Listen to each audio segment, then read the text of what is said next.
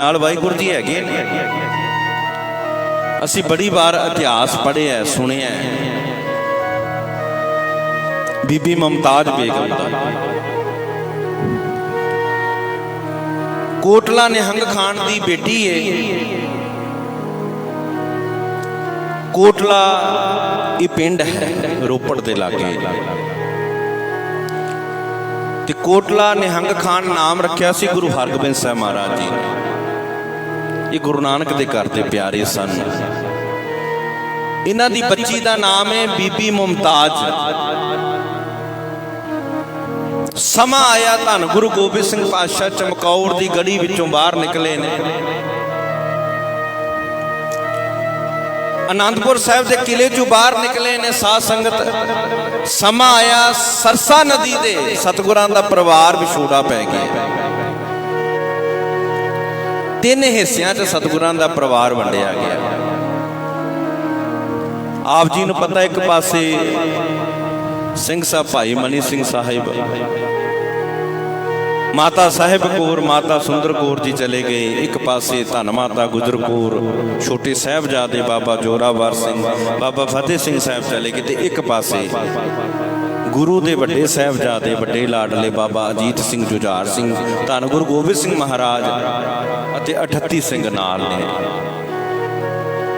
इन्हां ने चमकौर की गढ़ी वाल रवाना किया।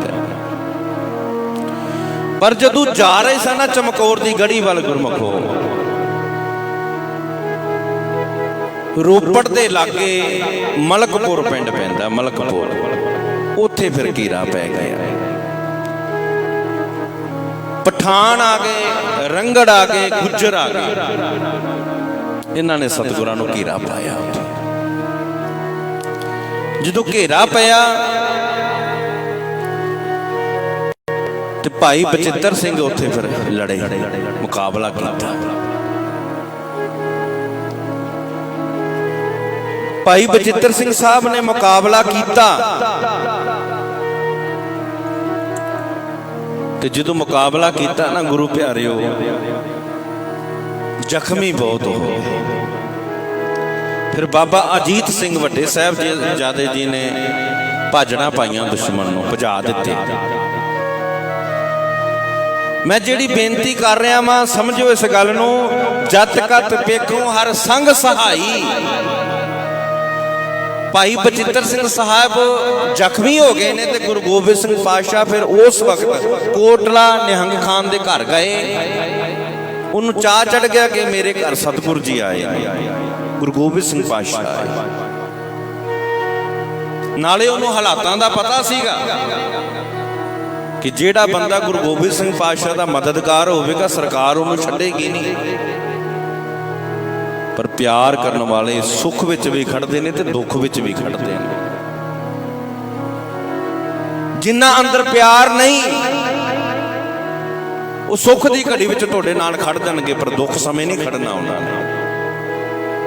ये कोटला निहंग खान जिहड़ा दिलों मुहब्बत करता सी, मुसलमान है पर प्यार बड़ा है। तो गुरु प्यार वालिओ सतगुरु दी हवेली विच गए।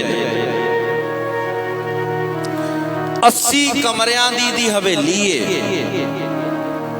तकड़ा बंदा सीगा। कहंदा पातशाह कोई सेवा दसो। मारा कहंदे साडा सिंह है बचित्र सिंह, ये जख्मी हो गया, ये नाल नहीं जा सकता। तेरी ड्यूटी लाने आ, तेरी सेवा लाने आ, इहदी संभाल करी। पर भाई बचित्र सिंह जख्मी सी गुरमुखो, बेहोश।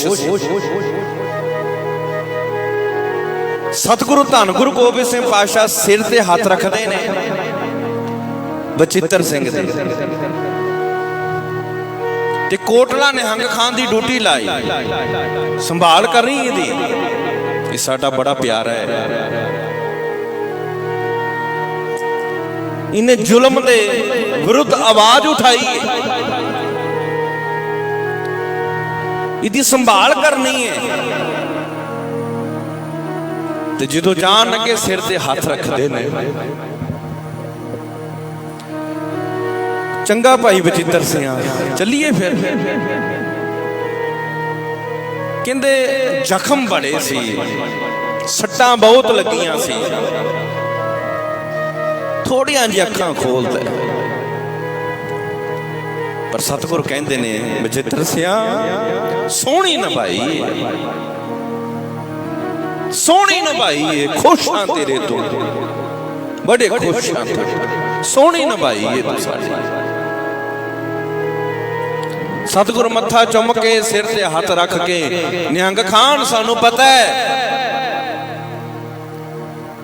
ਸਾਡੇ ਪਿਆਰੇ ਨੇ ਅਕਾਲ ਚਲਾਣਾ ਕਰ ਜਾਣਾ ਹੈ, ਸੰਭਾਲ ਕਰੀ, ਪਤਾ ਹੈ ਸਾਨੂੰ।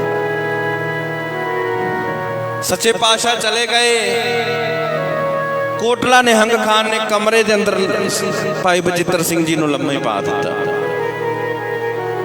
ਤੇ ਆਪਣੀ ਧੀ ਰਾਣੀ ਮੁਮਤਾਜ਼ ਦੀ ਡਿਊਟੀ ਲਾਈ। ਬੇਟਾ ਤੂੰ ਸੰਭਾਲ ਕਰਨੀ, ਤੂੰ ਸੇਵਾ ਕਰਨੀ ਹੈ। ਕਹਿੰਦੇ ਸ਼ਾਮਾਂ ਪਈਆਂ, ਰਾਤ ਪਈ, ਮੁਗਲ ਫੌਜਾਂ ਚੜ੍ਹ ਕੇ ਆ ਗਈਆਂ। ਕਿਸੇ ਨੇ ਚੁਗਲੀ ਮਾਰ ਦਿੱਤੀ ਕਿ ਕੋਟਲਾ ਨਿਹੰਗ ਖਾਨ ਦੇ ਘਰੇ ਧੰਨ ਗੁਰੂ ਗੋਬਿੰਦ ਸਿੰਘ ਪਾਤਸ਼ਾਹ ਆਏ ਹੋਏ। ਉਸ ਵਕਤ ਸਾਧ ਸੰਗਤ ਜਦੋਂ ਮੁਗਲ ਫੌਜਾਂ ਆਉਂਦੀਆਂ ਨੇ ਤੇ ਕਹਿੰਦੀਆਂ ਨੇ ਨਿਹੰਗ ਖਾਨ ਤੇਰੇ ਘਰੇ ਗੁਰੂ ਗੋਬਿੰਦ ਸਿੰਘ ਆਏ ਨੇ, ਕਹਿੰਦਾ ਨਹੀਂ, ਕਹਿੰਦੇ ਤਲਾਸ਼ੀ ਕਰਾਂਗੇ, ਕਹਿੰਦੇ ਕਰ ਲਓ। ਸਾਰੇ ਕਮਰੇ ਚੈੱਕ ਕੀਤੇ, ਇੱਕ ਰਹਿ ਗਿਆ। ਕਹਿੰਦੇ ਇਹ ਵੀ ਕਮਰਾ ਖੋਲ, ਕਹਿੰਦੇ ਇਹ ਨਹੀਂ ਖੋਲਣਾ। ਕਹਿੰਦੇ ਕਿਉਂ? ਕਹਿੰਦੇ ਇਸ ਕਮਰੇ ਵਿੱਚ ਮੇਰੀ ਧੀ ਤੇ ਮੇਰਾ ਜਵਾਈ ਰਾਜਾ ਆਰਾਮ ਕਰ ਰਹੇ ਨੇ। ਆਖੋ ਸਤਨਾਮ ਸ਼੍ਰੀ ਵਾਹਿਗੁਰੂ। ਮੇਰੀ ਧੀ ਤੇ ਜਵਾਈ ਰਾਜਾ। ਕਹਿੰਦੇ ਕਿਵੇਂ ਪਤਾ ਲੱਗੇ? ਆਵਾਜ਼ ਮਾਰੀ ਨਿਹੰਗ ਖਾਨ ਨੇ, बेटी मुमताज मेहमान क्या कर रहे हैं? पिताजी आराम फरमा रहे ने, अबू जान आराम फरमा रहे ने।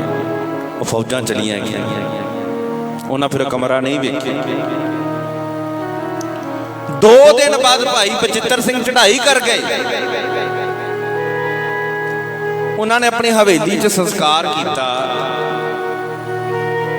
समा पिया, कोटला निहंग खान मुमताज को कहने लगा, बेटा जवान है, तेरी शादी करनी?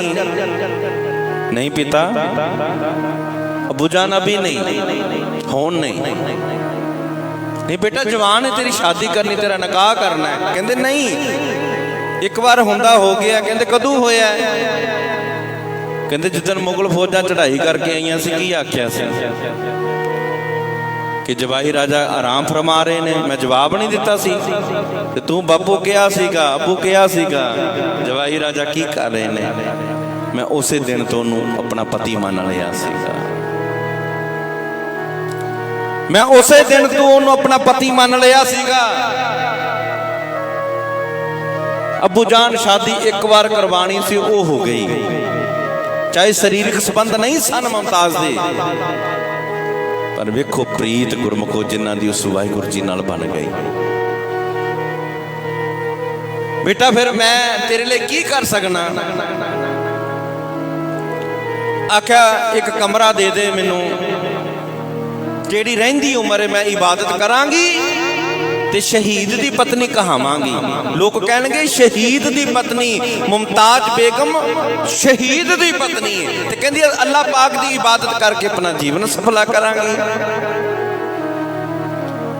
नरंगपुर बड़ी पिंड विच अपनी रियासत दे विच फिर कोटला निहंग खान ने एक सोहना जिहा किला उसार के दिता ते मुमताज बेगम ने 136 साल दी उम्र विच अपना शरीर छड्डिया। जत सत विच कायम रही, किसी दी परवाह नहीं मनी, इबादत करदी सी, बंदगी करदी सी, आए गए दी सेवा करनी, रब दी बनाई खलकत दा भला कीता मुमताज बेगम ने। ते गुरमुखो 136 साल उम्र हंडा के शहीद दी पत्नी कहा के शरीर दा त्याग किया। सच्चे पातशाह यही गल कह रहे ने, कहंदे